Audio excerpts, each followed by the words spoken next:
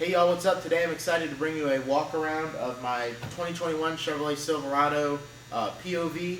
All the work was done by Pinnacle Outfitting in Henderson, Texas. It's an all Whelen build controlled by a Generation 3 control system. So let's get into it. Alright y'all, so starting in the front of the truck, we have 4 red Whelen ions across the front. We have 2 standard ions in the middle, 2 wide angle ions on the outside. Just a generic no-name 32-inch LED light bar with the Osram lens on it. And then down here we have 2 red M4s to kind of mimic the OEM fog lights that these trucks come with. And then behind the grille we have 2 SA315P speakers pushing 200 watts of true dual-tone siren. Alright y'all, so now moving on to the side of the truck. Starting up here we have a Duo red-white mini T-ion. We have a 700-800 Motorola antenna on a custom bracket, a Whelen Argus spotlight. This is the Pro Focus model, which means it's a spot flood combination. A solo color red Lin SV2 with the white puddle light, and then mounted here, as well as here, our Duo red-white T-ions, also on a custom bracket. Now moving on to the back side of the vehicle. On each side of the license plate, we have Duo red-white strip light pluses. And then up here in the glass, we actually mounted on custom brackets a Lindsay 6 Dominator. And what's unique about this Dominator is that it has green in it. Not a lot of people run green in the state of Louisiana, so we decided to switch it up. We also cut the tint out just to make it a little bit brighter. And as you can see, whenever we close the glass, you can barely notice it's there. Now we're inside the vehicle. As you can see in the bottom left, we have the 15-button handheld controller on a mag mic. Right above the cup holders is the Whelen Argus controller, and I also have my MacBook on a RAM laptop stand. Also, it may be kind of difficult to see, but right up there is a red-white Code 3 interior light, just so if I'm ever working at night, I can turn the red light on. You see this truck is equipped with an ARE camper shell.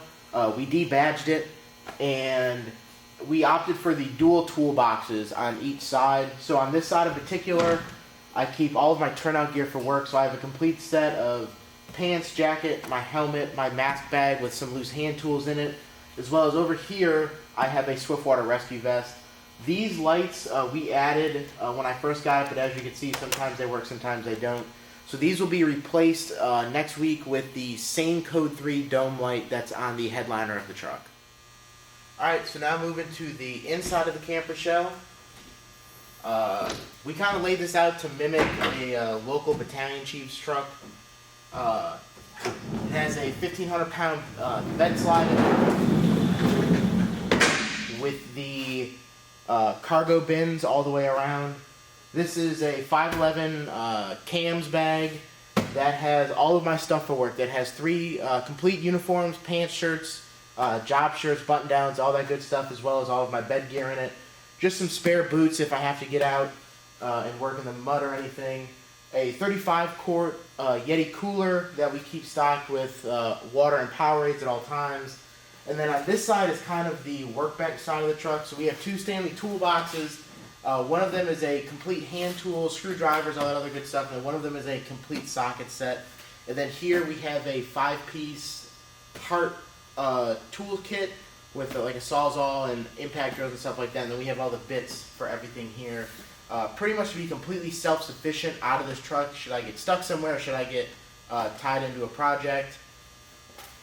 Mounted, it may be kind of difficult to see, behind the Dominator is a 5-foot New York roof hook that's just mounted with simple clamps, and you can see everything rolls right back in. And the tint pretty much hides everything except for the Dominator. Alright, so now on to the passenger side of the ARE top. This is what I call the working side of the truck. If we open this up, you can see we have a 2.5-gallon water can that we converted into a caps can, so this does have compressed air foam in it. We have a Streamlight Vulcan 180 mounted up here with its respective charger. Just some random shop towels in case you need them. Down here, it also may be difficult to see, is a Apex 6000 charger. So that runs off of the inverter in the truck. Right here is a 511 med bag, completely stocked to be BLS sufficient. And then with everything going on currently, we do have our N95s and our surgical masks in our respective compartment here. And then down here is just a open box of large gloves. Normally I'm the only one that gets stuff out of this truck, so I just keep my size. Alright, so now we're going to start moving on to all the flash patterns that this vehicle has been programmed with. This is slide button 1 on the handheld controller. This is just the rear only. We have everything on the back set to a random pattern. For those of you who are big Whelen fans, you may recognize this pattern. We did try to recreate the original TAC TDL1 traffic advisor pattern. That's the closest that we could get, unfortunately. Also, this gives a prime example of how good this green pops with the other colors. In the state of Louisiana, blue is reserved strictly for on or off-duty law enforcement. So green is really the only other emergency color that we can run. So we decided to throw it in there, and we think it looks pretty good. So this is slide switch 2 on the handheld controller. This is CA single flash 60 and just a simple basic side-to-side pattern. This is also the park pattern with the CAN port with the system. So everything just kind of alternates from side to side, just real subtle so it doesn't become too overwhelming on scene. This is slide switch 2 in the back. As you can see, we deactivated the 2 greens and just left the red and amber flashing. Same thing, CA single flash 60, just an easy side to side pattern for when you're parked on scene. So this is pursuit mode, or the third button on the handheld controller. This activates all of the white flashing, and it also throws the green back into the Dominator. We'll get to that in a minute. Everything here is set to action flash. The front is set in a X pattern to grab a little bit more attention. And then we decided to sync the entire side of the truck so it's a wall of red and a wall of white. Also, we opted to flash the puddle lights under the Lynn SV2s. They're not super effective, but it's different, it's unique, and it grabs just a little bit more attention if you're coming up to somebody that sits lower than the truck. And keeping with the theme, the red tips of the Dominator are synced in an X pattern with the reds under the tailgate. Everything back here is on action flash except for the green. The green is set to double flash 120. We messed around with some patterns and we just decided that this combination is what looked the best, and it also helped the green stand out from all the other colors. This vehicle has a 3-level cruise system. So the first push of the button will give you all of the red lights at 100% power with a steady flash at the end. So you can see every 8 seconds they flicker, and this will continue for as long as this button is pushed.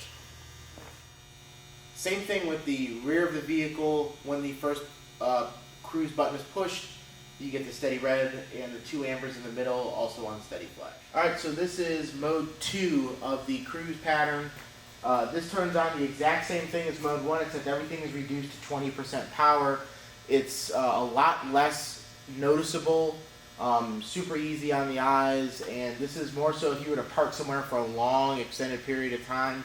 It just kind of takes everything down a notch, and it makes it easier to be visible without blinding people. Third and final push of the cruise button will give you what we labeled command cruise. It turns on the outermost ions on steady flash, as well as the Lynn SV2s on steady flash. Nothing else is on except when we get to the back, you'll be able to see that just the green is on. So as you can see, whenever command cruise is activated, everything in the rear turns off except for the 2 greens of the Dominator. They are on 100% power steady flash. Traditionally in the fire service, green is used to mark a command vehicle or where the command post is. This truck can be used for that should the need arise, but we wanted to program it in just in case. Alright, now for this portion of the video, we will be demonstrating the traffic advisor and the patterns that it has. As you can see, we opted for a CA60 flash, simple side to side underneath the tailgate. And then up here is the California 2 sequence with the green skipped. The reason we skipped the greens is because we didn't want it to look awkward, and it also makes the traffic advisor bar just it looks a little bit longer than it actually is. So I'm going to walk up to the front of the truck now, and I'll show you the right arrow as well as the center out. This is your right arrow.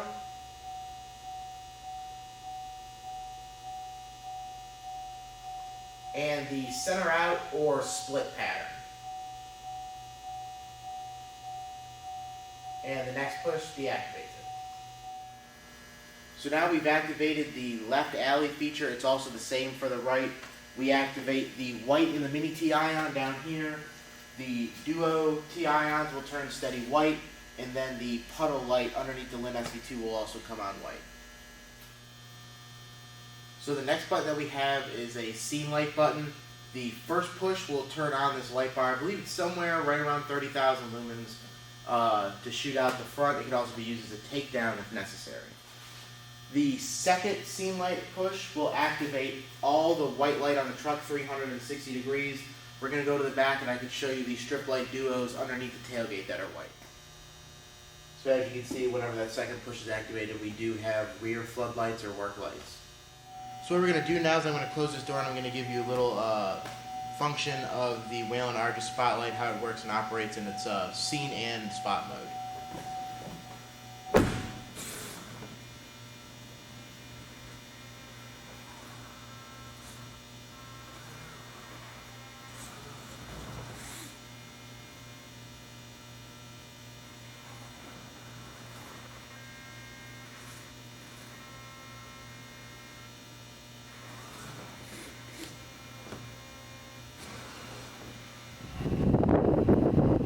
Alright, so for this one behind the camera, just so you can hear what we're about to do, we're going to activate all the emergency lights and go through the hands-free siren tones as well as the whale and yelp button and the respective overrides.